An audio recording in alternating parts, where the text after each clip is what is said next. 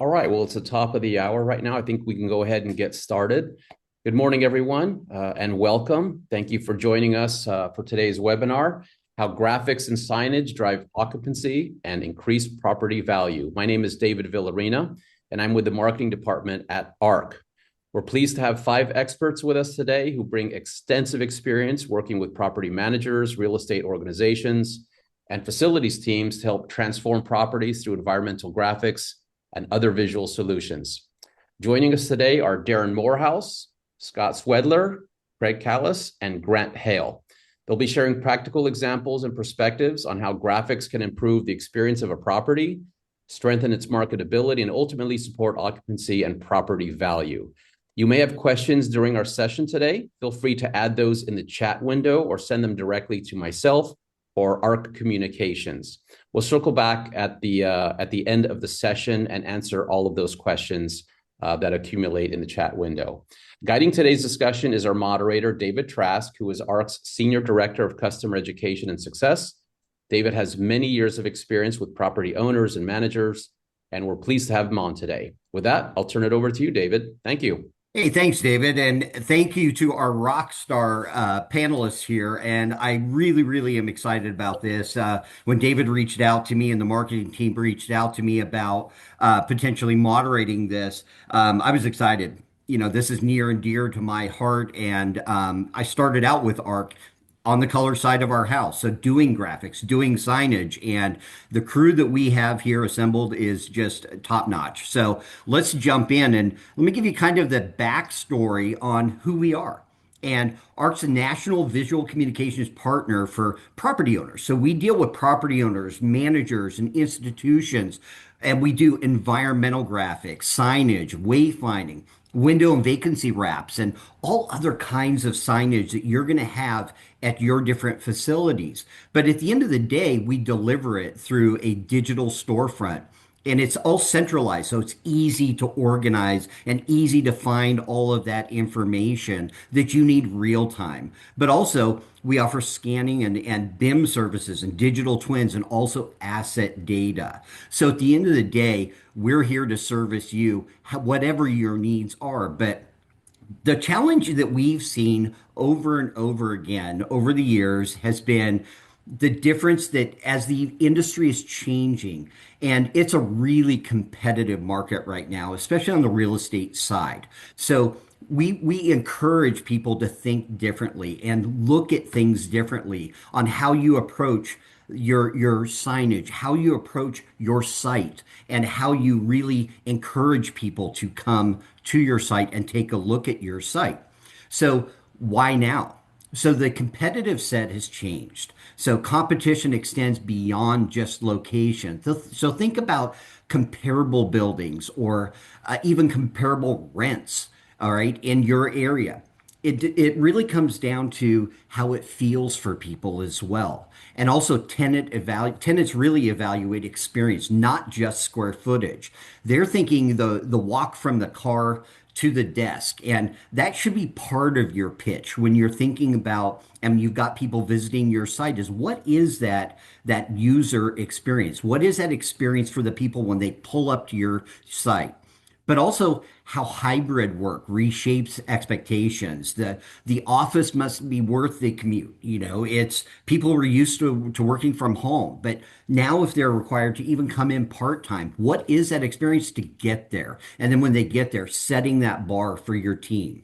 And also, retail destinations must really create reasons to visit. It's not just sitting on your couch and ordering from Amazon. It's what's close by to these locations, what's close by to your locations. Why would my team want to rent from you? Is there restaurants? Are there venues? What's in that backyard that is going to encourage people to look at your site over another? So the other thing, though, is properties are evaluated long before the leasing conversation begins. So again, I touched on this earlier, but it's even the drive-by. They've driven by your site multiple times, or they've driven by there once. It's what's that street view? What does that look like when they pull up to your building or they drive by your building? Is it run down? Does it look dingy? Or is it inviting and they're like, oh my gosh, this is an up and coming area? Again, it really comes down to a visit and what that looks like, even from that drive-by to the time they do step foot in your building from the first time. So, again, it's that arrival experience, the wayfinding and navigation, how vacancy is presented, the property identity. What type of area is it in, and what are you doing to encourage people to look at your site? But also that community engagement. So it's all about that journey. What it really comes down to from the time they arrive to the time they get there and that navigation to get there and how did they get their way around your site.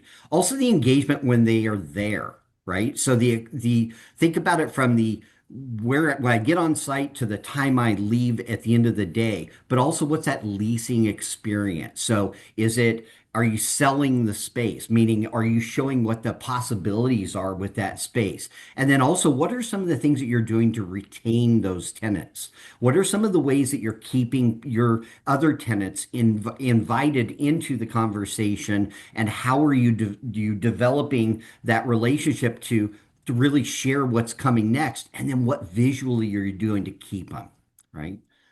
So, the four questions to ask yourself is, and think about this when you're thinking about your sites. What does your property communicate visually? Is it just craft paper on windows, or is it visually? Oh my gosh, I could see I'm walking by and I could see my business in that location. Or how visible is your vacancy? What are the ways that you're drawing people in? Is your environment memorable? Am I gonna, when I drive by your place, am I gonna remember, oh, you know what? I saw that. I can imagine there's going to be a gym there. There's going to be retail here or restaurants, whatever. It's all on the graphics to really visually set that bar. But also, does your site have a wow factor? Is again, remember I said, is it craft paper or is it a dingy? I'm looking through a window and it's just scraps all over the floor, or is it you know what? This is an up and coming area. Look at the graphics. Look at that. Think about the areas that are in your backyard that are visually appealing to you. And that is what you want to bring when you're thinking about signage. You want to be that wow factor. You want to be that memorable thing, that memorable location when they're thinking about switching spaces. So let's switch this over to Scott. And Scott, share how every surface is marketing. Share your story here. Yeah, good morning, everyone. So I think what we're trying to say when we say every surface is marketing is that your property is communicating something, whether you're intentionally market it or not. When we say every surface is marketing, we're asking you to look beyond traditional places where marketing normally lives. Property marketing isn't just limited to websites or brochures, social media, email campaigns. The physical property itself is one of your largest marketing channels. Windows, walls, construction barricades, elevators, lobbies, parking garages, vacant storefronts, even temporary barricades or temporary surfaces are opportunities to communicate your story. Think about how people interact with the property every day, who may never visit its website. The barricades are a great example. It could simply hide instruction construction instead, or it could create an experience. And I think one of the places where this matters the most is vacancy, because empty spaces are already sending a message. Next slide, David. So vacancy doesn't have to look vacant, right? It's not just a leasing issue; it's a perception and marketing issue. We've all seen properties that look like these: a paper for lease sign, dark windows, dark storefronts, or empty white box spaces. The problem is that it's technically not the wrong information, right? I mean, it's being up for lease, but the problem is what does that presentation communicate? Dark storefronts communicate inactivity. Maybe it's a dated sign that can communicate neglect. Multiple empty storefronts can change the perceived energy of the entire property. For someone touring the property, those impressions start forming before they even meet the leasing team. This matters way beyond the vacant suite. Existing tenants, customers, visitors, tenants, brokers, they all experience the same environment. So instead of letting vacancy advertise something is missing here, marketing can make it communicate there's an opportunity here. If someone drove past your vacant properties today, would they see an empty space and like a paper sign, or would they understand the value and opportunity that the space has? Next slide, David. So saying here's some after pictures that kind of communicate things a little bit differently, right? Now compare this to the previous slide. The space isn't magically occupied. What changes how the vacancy is presented. Instead of it looking abandoned or unfinished, the storefront becomes intentional or active, right? Large format imagery gives it enough visual impact to catch attention from further away. You can still communicate essential leasing messages such as spaces available, contact info, QR codes, but now you're doing it with a branded presentation. You're also giving prospective tenants something more important than just dimensions or square footage or a number to call. You're helping them imagine what that activity could look like in that space.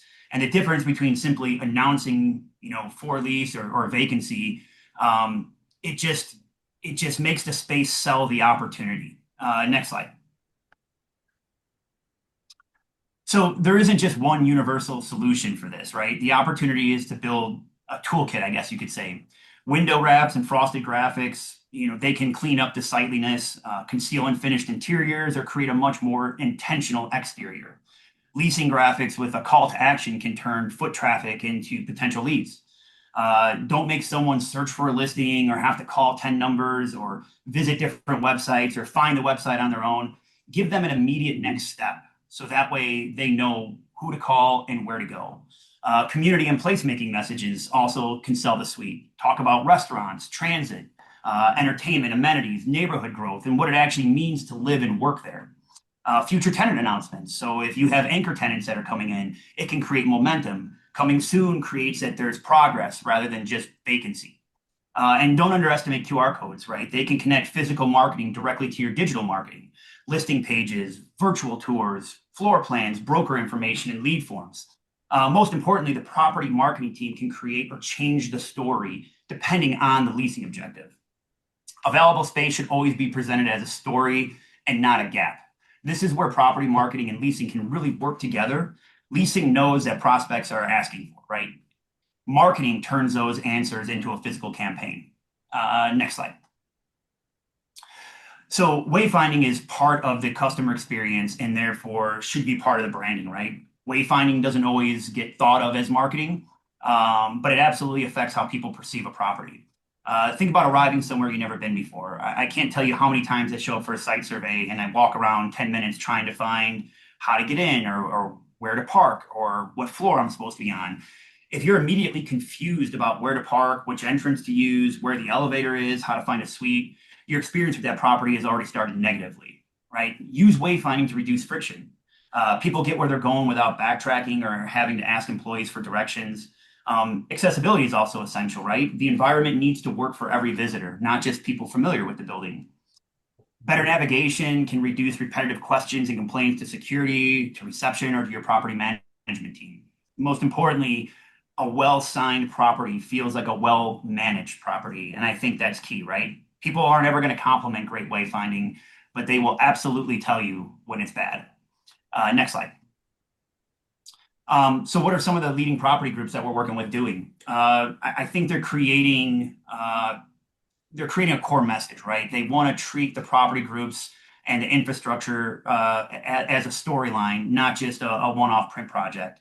And, this is where the conversation gets bigger than an individual wall or window wrap, right?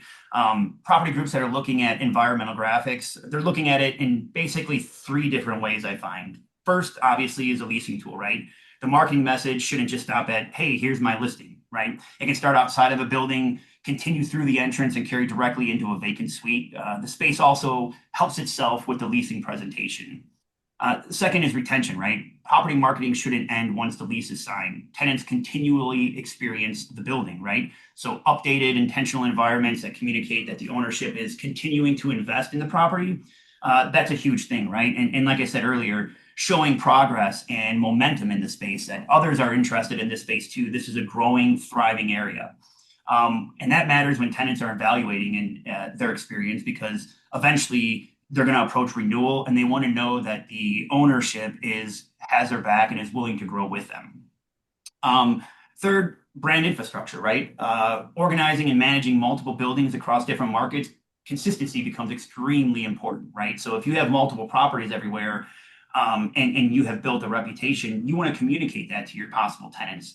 Instead of every property having to try and independently reinvent signage and come up with new graphics, you can create brand standards that are developed for common applications. This creates a way more consistent brand while making campaigns way easier to deploy across multiple portfolio properties.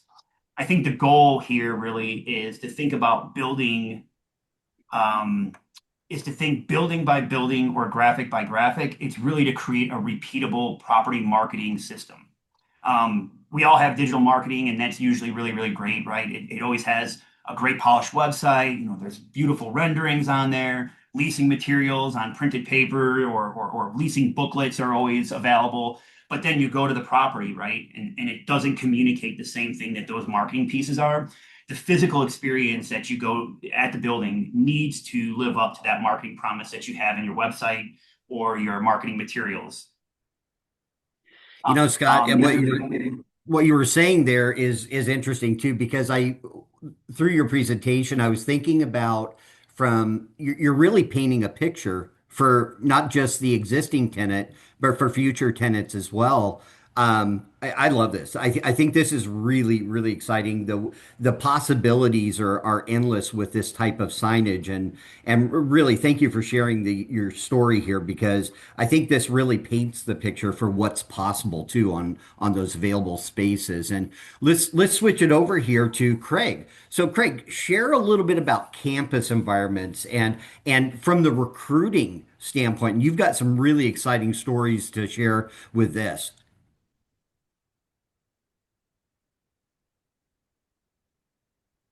Craig?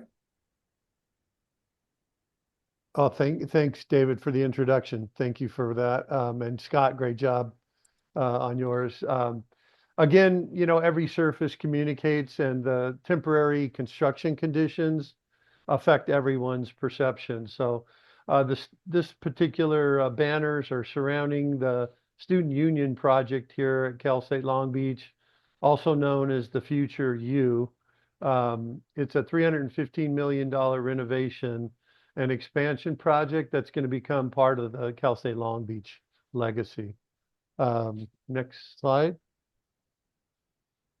The project has a very high level of awareness and visibility, and the fencing was a little over the length of 7 football fields. So it's a massive project that is super important. It means a lot to all their current, incoming, potential students, and as well as athletes, donors, and alumni. Next slide. Visually sharing these project renderings and messagings that you see here, it's essential in raising the level of their brand during construction, and beautifying with these images and messages also helps control a little bit of the environment and the level of dirt flying around campus. So that's another extra benefit there. Next slide, please. Um, and to speak on, basically building an experience for the students and building the student body, uh, Cal State Long Beach has a talented team who understands the importance of improving the experience on campus and collaborate. They collaborate with local and global partners like Gensler, P2S Engineering, and us, Arc Riot. Next slide. And there are these pictures are just a few of many, many branding projects we've worked on together, and some of the current and exciting coming soon projects as well, which I think you see here. Is that the last slide, David, for me? Yes, it is. Okay, yeah. So I'll share a little quick story with everybody. Upon my visit, as you can see in these pictures here, um, there's athletic related branding going on. And I was over there at the pyramid on a visit to meet with my contacts and talk about ideas and take measures.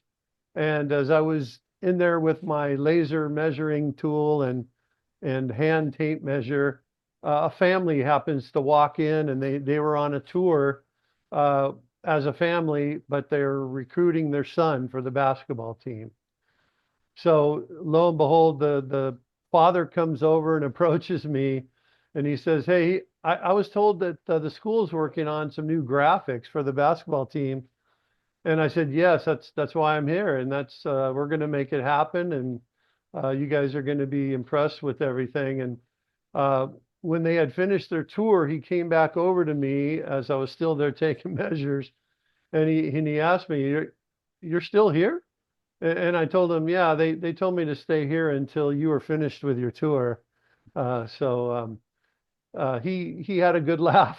And then I told him the real reason was because they're planning these extensive improvements, and again they'll be very impressed with them. So hopefully we landed that recruit person there. And I'll share one little detail on um, the relationship with Cal State Long Beach.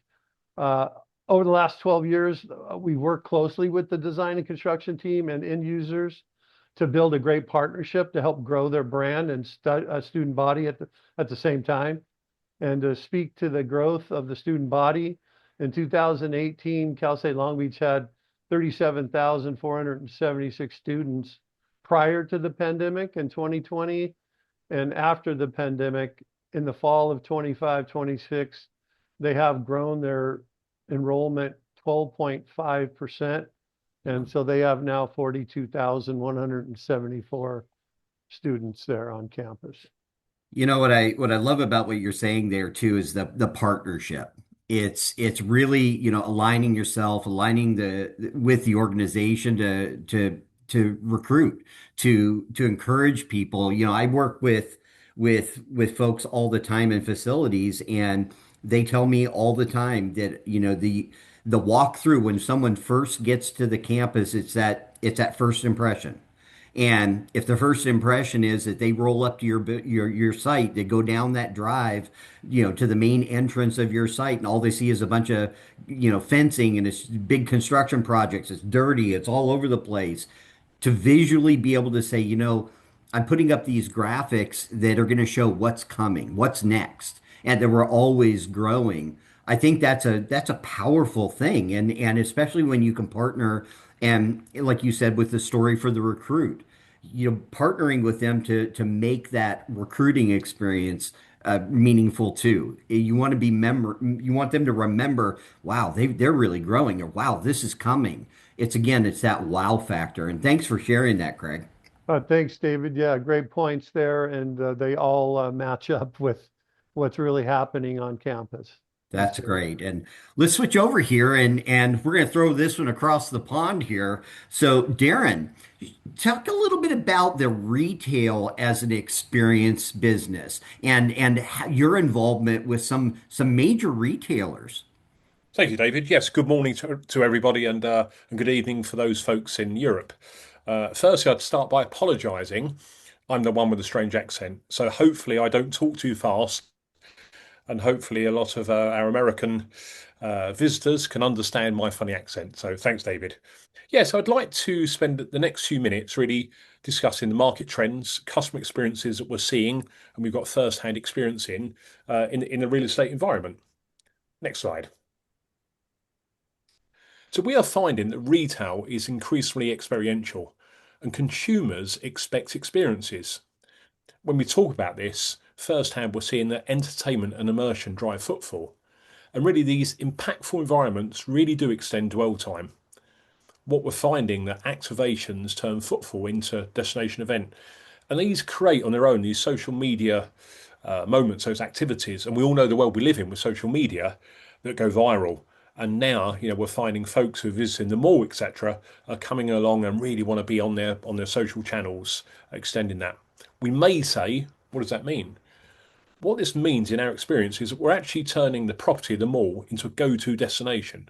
We're making it vibrant, we're making it full of energy. It's a desirable place to visit. It's engagement for every visitor. If you think about it in the past, often a family may come along to a shopping mall and, the wife or lady may go shopping, the husband's bored, the children are bored. Now there's something why people are shopping. There's these activities. And it really we're finding our experience working with multiple people is that having this go-to destination is just creating that day out, that vibe. So that's really huge. Next slide, David. Okay, here we've got some examples of some temporary builds and permanent effects. This is in a shopping mall in the UK, just outside London, called Blue Water. It's one of the biggest malls in the UK. On the left here, you can see obviously an activity that we've helped curate for Smurfs. On the top right, we see Garage, which you've probably all seen in North America and Canada. Garage have just come to UK. This was their first mall, their first store, and we've seen huge expanse for them. Bottom picture is a seasonal activity of an ice rink that was just pre-opening. What we found here, again, it's this storytelling, it's a building of these memories. We're finding firsthand from multiple property owners, they're hearing that children are really onto their parents, saying, "Look, can we go back? Can we go back?" Obviously, the Smurfs may not be there next time, but there'll be something else that's cool there, and it's just creating an energy. We're creating an excitement, really, and I think I really want to portray that you're building memories with storytelling. The family, the shopper, the visitor want to go back time and time again. Next slide. Okay, I'll try not to get too excited about this one because I'm very passionate about this. Sephora, for those of you that are not aware, are a huge French chain of beauty and cosmetic stores. They recently opened their first store in Wales. For those of you not aware, Wales is in the southwest of England, and the capital of Wales is Cardiff. We was asked to help engage and create some activity and create some campaign, really to bring some excitement to what's coming to Cardiff in terms of Sephora's first store here. So what we can see in this top picture is some graphics produced and installed around the balustrades. On the actual store yourself, you can actually see a huge ribbon, etc. And the bottom picture shows some huge crowds. What you don't see in these pictures is the other mall activity we've done in this teaser campaign to really spread the word in terms of flags, banners, elevator wraps, etc., etc. Now, I'd like to pause for a moment. If you look at that number on the screen, we had over 1,000 people queuing from 4 a.m. on the opening day. Now, 1,000 people may not sound a lot. David, correct me if I'm wrong. I believe the population of the US is something like 350 million. Wales, the population is 3 million. So to have 1,000 folks at 4 a.m. queuing up is powerful. It's really, really powerful. Now, this is the thing that really excites us. This store broke every single one-day taking record in the history of retail in Cardiff. Not only at this shopping mall called St David's, but in the history of retail in Cardiff. So again, when you think of that, and we can see the power of bringing these sort of activations into the mall is absolutely huge. St David's Shopping Centre is owned by the landlord called Landsec, Land Securities, who are the biggest property owner in the UK. Interestingly, they also had their best year. They had record-breaking retail demands and huge high occupancy milestones for the shopping mall. Sephora are opening another 20 stores by the end of this year.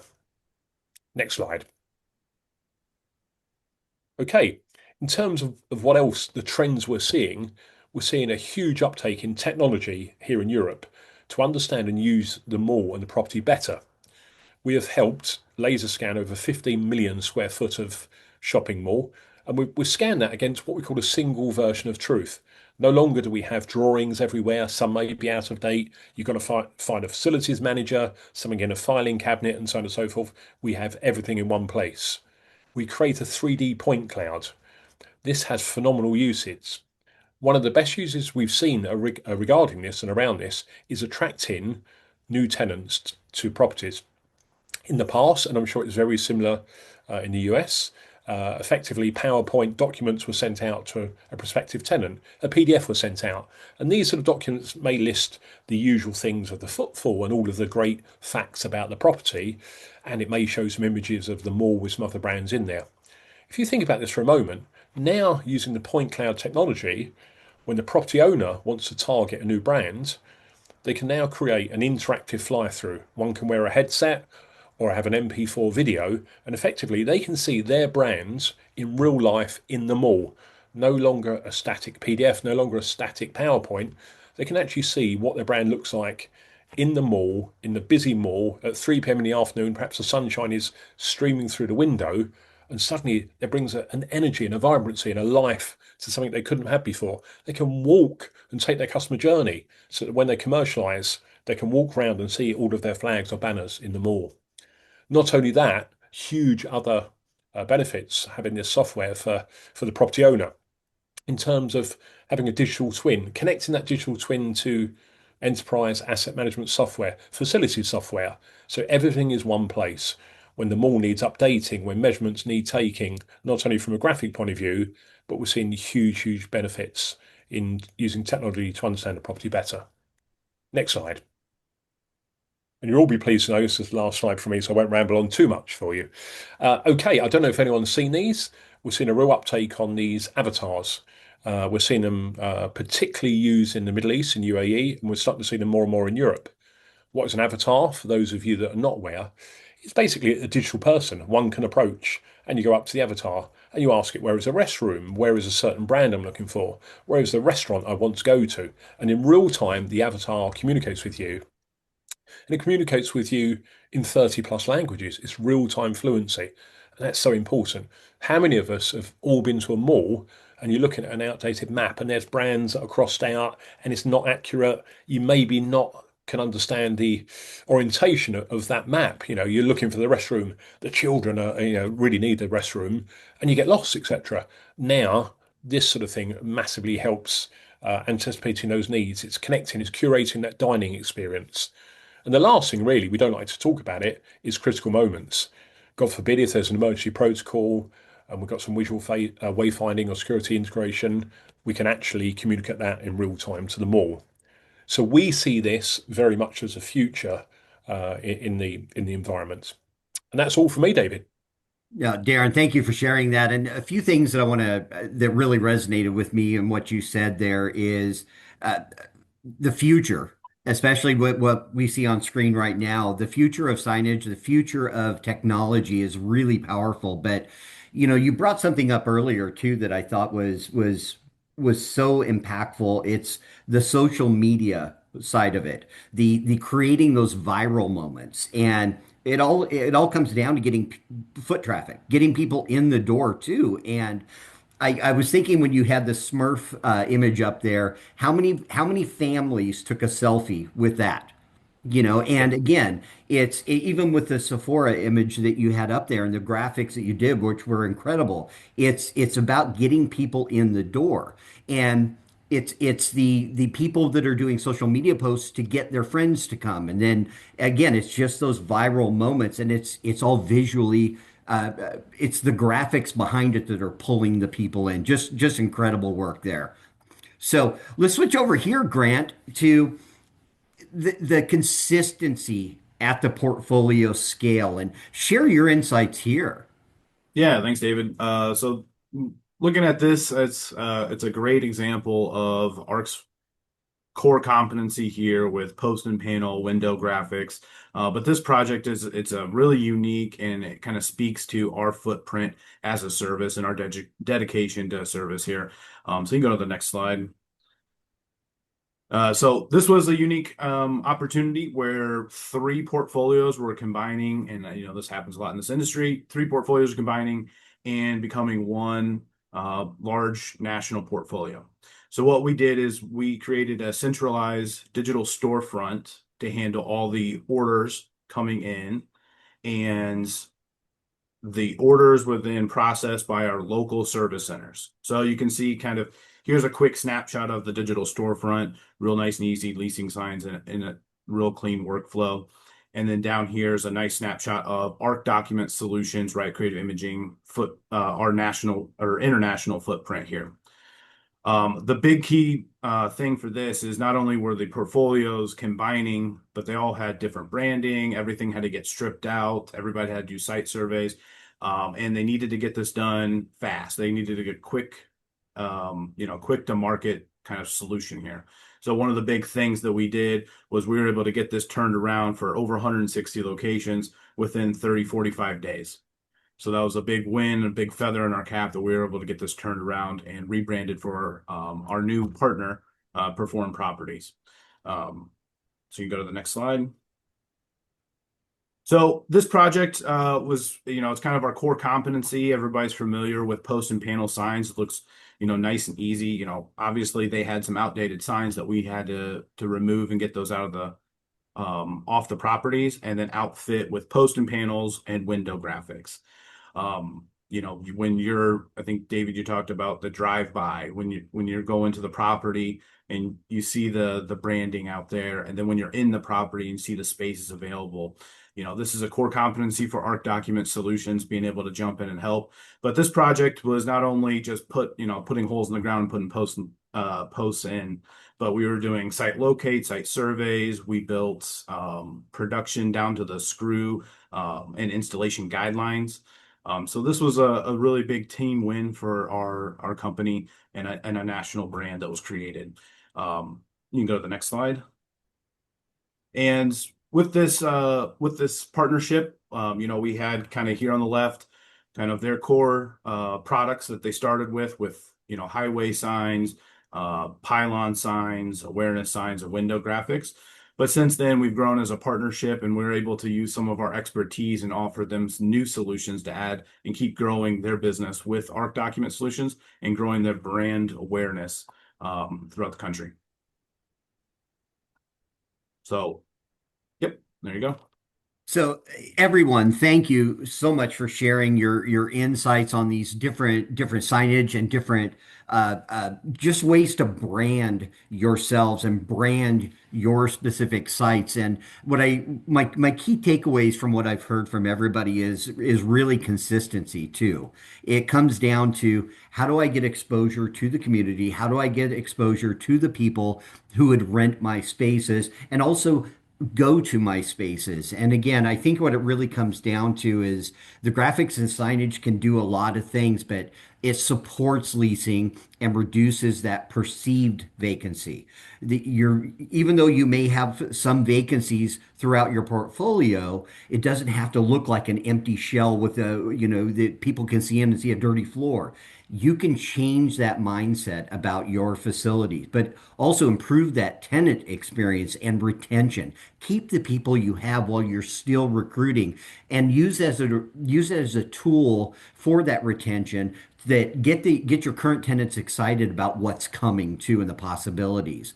Strengthen property identity across your portfolio, really in just that consistency that Grant just mentioned too, across your entire portfolio.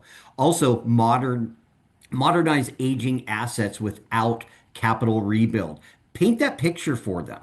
What the possibilities are for your particular sites. But also, this can help increase your overall property value. Again, I think this is the life cycle of your property, and signage is a key part of that. So let's open it up to some questions. David Villarina. Yes, very good. Thank you, guys. We have quite a few questions, and a couple of them are in the Q&A section. First question is from Charlie. Charlie, thank you for the question. How do you justify spending money on the graphics for a space that's currently generating no revenue? I'll take this one if you don't mind. That's great. So that's actually when the investment can make the most sense, right? Vacancy is expensive, so you have to look and see how much is it costing to not have a tenant in that space. Every additional month, a significant commercial space sits empty, can represent tens of, even hundreds of thousands of dollars on rent, depending on the property. I think when you compare it to carrying the cost of vacancy, environmental graphics are typically relatively small marketing investments. And if graphics can help create, stronger tours, differentiate the property from others in the area, communicate amenities more effectively, or contribute to getting a lease signed even 1 month sooner, the potential return can dramatically outweigh the cost. So I think the question isn't necessarily what do the graphics cost? It's what does another month of vacancy cost? That's how I would look at it. Very good. Thank you, Scott. Another question from Frank. Frank, thank you for the question. I believe this one is generated towards Darren when you were talking about laser scanning. How long does it take to laser scan a property? Thanks, David. Yeah, I'll take that one, of course. Obviously, depends on the size of the property. If we look at a huge shopping mall, it may not sound huge to the global market here, but something that's 500,000 square foot, 1 million square foot, you're talking 2 or 3 sessions. Predominantly, these are done out of hours. more for privacy and so on and so forth. And if you think about it more, the way we do the laser scanning, effectively we've got some great camera systems on a tripod with a spinning camera that's basically scanning. It can also scan in the pitch black completely and outside. What it can't do is go around corners. So where you've got a pillar or something in the way, you have to move the actual scan to a few different locations. So the actual scanning, I would say, depending on the size of your property, could be 1 to 4 days maximum. However, when someone's done that, it's not just a case of saying, "Here, property owner, here's your scan." There needs to be some technology in the background to actually stitch that together to make the 3D point cloud, which, depending again on the complexity, is probably a week to 2 week. I think sensibly, anyone should really look at having a 2 week from start to finish before they have some working data. You know, I love what you just said there too, Darren. And I've worked with a lot of folks on the facility side too, and many of them don't even have a floor plan, an accurate Yeah. floor plan too. So having the ability to go in and scan that, now you're providing a real floor plan. So when that tenant does come in and they want to do that build out, they've got a good baseline to start with instead of having to pay extra for having the architect come out there and do manual measurements too. They've got that good starting point. Very good. Excellent. Thanks, David. Thank Yeah, you, Darren, for David, fielding yeah. that one. Oh, sorry, David. I was just going to add one little note. The 3D scanning is great. I mean, if you can take a property that doesn't have as-built ready to go, there you go. It's the perfect solution. Very good. Thank you, Craig. We have another question from an attendee on the session. When should an owner or manager start planning for graphics? During construction, when completed, before space becomes vacant, after long vacancy, etc.? You mind if I take this one? Go ahead, Scott. Thank you. Awesome. I think it should be immediately. I think it should be treated as something that right from the beginning, before the first tour, it shouldn't be looked at as something you add, excuse me, 6 months down the road because the property is not moving or the space isn't moving.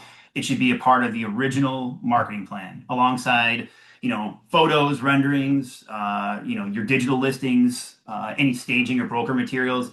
You only get one chance at a first impression, right? So if the first 20 if the first 20 prospects walk through an empty white box and the graphics are installed later, you basically lost those 20, statistically speaking.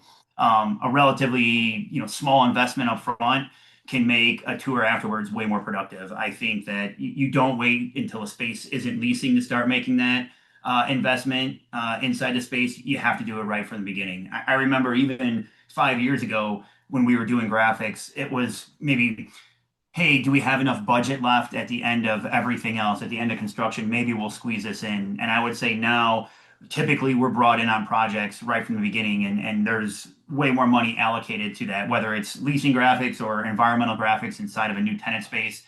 It's definitely starting to, get legs and grow a little bit more. So I would say don't wait, do it now. No, Scott, what actually, I think, go ahead. I'm sorry. sorry.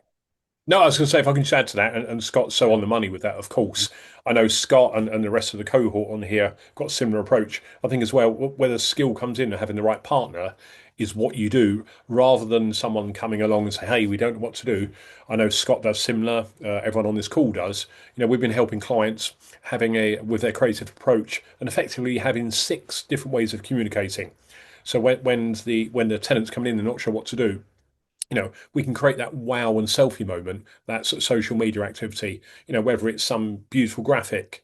It can be something about the new brand coming in, coming soon, their logo and some excitement. It can be a community project, the social impacts, hey, in the mall, we're recycling rainwater, we're doing this, and so on and so forth. It can be wayfinding, again, pushing people into the right approach. Or it can be a brand partner awareness. Often we're finding you've got a brand that wants to come along and partner with another brand. So having that awareness. And the last one is a brand unit extension. We found a lot of property owners and alike have had an empty unit next to another unit. The unit that's not empty, it may be a great tenant and they want to sort of re-sign them up for a new lease, etc. They're saying, hey, we're happy to give you this space free, or you just pay for the vinyl, and we're going to give you a brand unit extension. So that's a unique opportunity. So don't forget, that's what the right partner can do, is help advise what also goes on these windows, these barricades, and so on. I think it's interesting too because I drive all the time. I travel all the time, and one of the things that I notice even where I live is I will drive by a site that has some signage on a fence for a new construction project, whether it's ground up or whatever, and say that project's going on for a year. There's visual graphics on the barricade that I can see what that's supposed to look like at the end. And you don't know where I am as a person driving by in my cycle for looking for a new space for my office. So I might not, from the time you break ground, not be thinking about I've got to look for a new office. But maybe 6 months from now, I'm in that now mindset where I'm starting to look, or maybe I'm even entertaining looking at a new space. Now I'm visually going, wow, I can see the progress of this building going up, and this is what it's going to be. I want to be in that space. So again, I think at the very beginning, to Scott's point, starting right out of the gates, build that thought, or plant that seed with those people who are driving by right out of the gates when you even break ground. I think it sets that bar right out of the gates. Very good. Thank you guys for the insights. And thank you everyone on the call for all of the questions. We do have more. Next question is, what information should actually go into the graphics? How do you keep it from just looking like advertising on the walls? I mean, I I'm think happy you to have take to this put. one. Go ahead, Darren. Ah, okay, thanks, Scott. Yeah, we're finding more and more. We've been asking that exact question, and I think we go back to the property owner, the leasing agent, say, okay, what sort of business do you want in here? What do you Yes. think you can target? We've been doing a lot of where a mall, a property owner may say to us, we really need a barbers, a hairdressers. We really need a certain thing. So effectively, what we're doing, I know Scott's doing the same. We're then designing something that's really targeting the target business that the mall operator wants. If it's a barber, and forgive me if you don't use that term in the US, a hairdressers. We've got someone cool in the barber's chair, and there's someone cool now with their beard and their tattoos, and it's something where, as a prospective tenant, you're going to look and say, actually, yeah, I can see my barber shop in here. I can see my cosmetic shop in here. Whatever the target is, I think it's listening really to the leasing agent, to the property owner, and saying, what sort of tenant do you want? Is there a gap? Because it's no good if there are seven barbers in there. Would another barber come along and say, well, yeah, why am I coming in here? I'm going to get no business. So I think listening, and then if they're really, really not sure, creating that audit and doing that research and using a different creative approach. Yeah. And I think too, like, the goal isn't just to fill empty walls with stuff. You're trying to answer questions before the prospect even answers them. So I think, like Darren said, putting yourself in that tenant's kind of mindset and understanding what they're looking for and carefully like communicating that. So it's not just like, hey, let's just throw stuff up on these walls just so it doesn't look empty. Like it definitely has to communicate a message, and you kind of have to think, what would I want my tenant to think? And I know David mentioned that a few minutes ago. I can't tell you how many times like we've gone to offices and like we're doing stuff and I'm like, man, they got a golf simulator and like a lounge in here, man. Like I wish our office had this. So, when you communicate those like little specialty things that you can offer, it really does. Like even if someone's not looking for a space, they're kind of like, hey, maybe my employees would be happier. Maybe they would want to stay and work a little bit longer, or maybe they'd want to, be here and stay here rather than going and finding another place to work because you're offering them certain things. So I think it's definitely a great answer, Darren. Thank you. Very good. Thank you, guys. We still have more time, so I'm going to keep throwing out the questions here. Next one is, how do we prioritize signage investments across a multi-property portfolio with limited budgets? Who wants to take that one?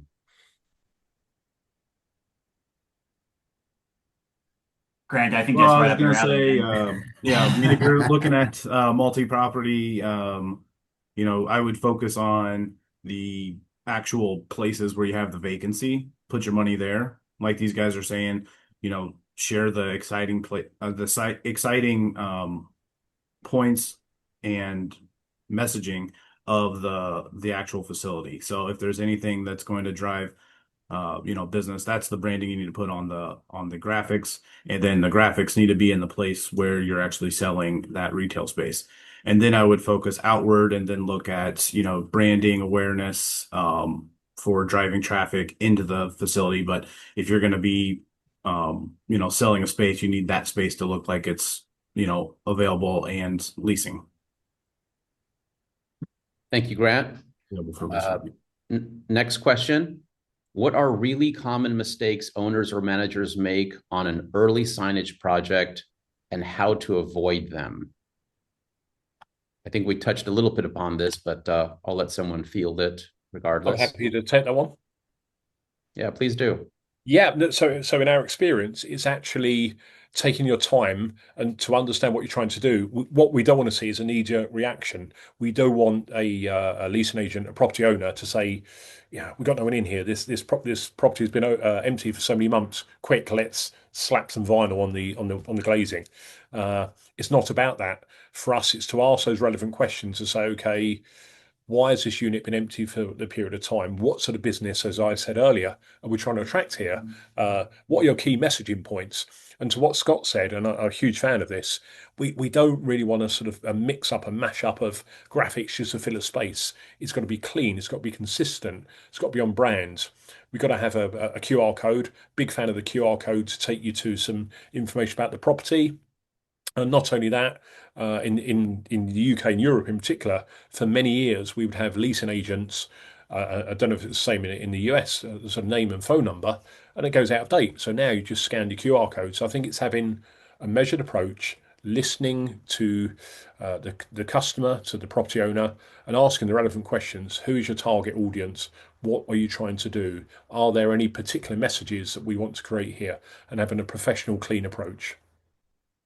Thank you, Darren. I do have a second question for you from Pedro. Pedro, thank you for the question. How close are we on AI avatars? It is already in retail circulation. Yeah, no, very close. I mean, here at ARC, we've been helping folks here in the UK. We've got some that we've costed up. We've actually got some out in play in the UAE. I don't know because I obviously can't answer for the North American cohort. I don't want to say something, that yeah, you can have it in 2 weeks because I'm not sure the same in the US. But certainly the technology is there. It doesn't need a huge investment, and we're happy as a wider business to advise Pedro and connect following this for some demonstrations, etc.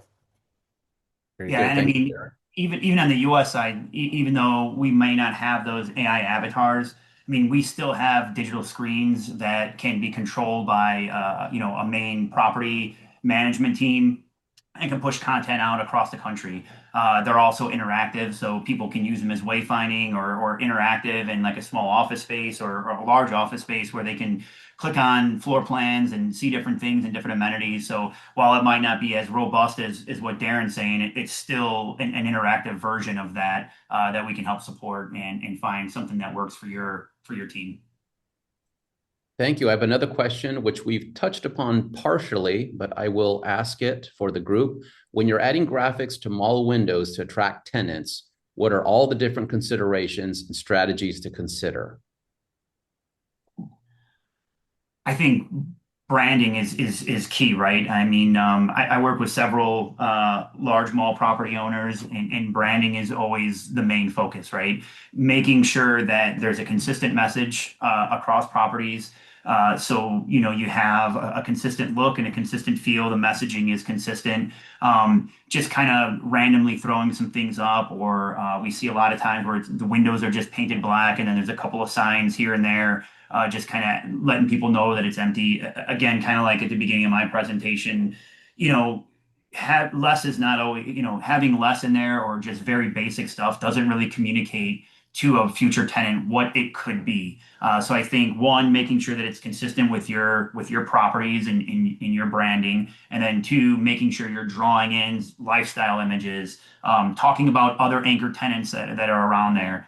Sometimes people may not just go to the mall just for that store or that particular tenant. They may be going for something else. So if you're drawing in, retail, online shopping has really changed the game of retail. So I think that showing the prospective tenant that you can create an experience at that property is huge because getting people into malls has changed. It's a different process now, I think, and you really need to kind of showcase, other things that are around and make it more of an experience, and really kind of draw people in. Otherwise, why can't I just do that from my laptop and just order something on Amazon? I have a quick comment there. Great job again, as always, Scott. But I was going to say there's so many different types of materials out there, David, that uh, if they really are looking to make a big splash during the day and at night, using day-night film is just amazing. So as people are walking and driving by at night, if there's lights, any kind of interior security lights inside the building, then it's just going to make that graphic pop out, whether it's advertising for space or logos, whatever it might be. Thanks, Craig. And I think just to add to that, one more point, I think both Scott and Craig answered that absolutely on the money. I'd also say one other thing, because consistency, as Scott was saying, is so important, but also don't forget that call to action. What are you Mm. trying to do here, etc. So the call to action alongside the consistency and the brand being aligned and the right materials, as Craig's saying, I think are very, very valid points to drive attention to that vacant property. Thank you all. We're approaching the top of the hour. David, I'm going to ask you for some closing comments, and then we'll circle back to me, and I'll share more details to close out our webinar. No, absolutely. I especially want to thank all the panelists and all the attendees for sticking with us and hearing how graphics can really be a game changer for your organization. I think at the end of the day, we're all trying to row in the same direction and help really achieve the goals, and that is get tenants, get occupancy, and maintain that with your existing and your future tenants. So I'm really excited, and we as a company are really looking forward to helping you too. So we encourage you to scan the QR code, reach out. We would love to take a walk with you and see what we can do to really help you. And I think at the end of the day, the visual graphics are going to do just that. Thank you, David, and thank you for participating, and for all of our speakers for sharing all of your terrific insights today. Super helpful. For all of our audience members, we invite you to scan the QR code on the right, which will essentially bring you to a page on our site. Feel free to provide that information. We'd love to continue the discussion with you at a later date. We're also going to provide a recording of this session and deliver that to each of you that attended today's session. Thank you all once again, and wishing you a terrific rest of your day. Have a good one, everyone. Bye-bye now. Thanks, Goodbye, everyone. everyone. Thank Thank you. you.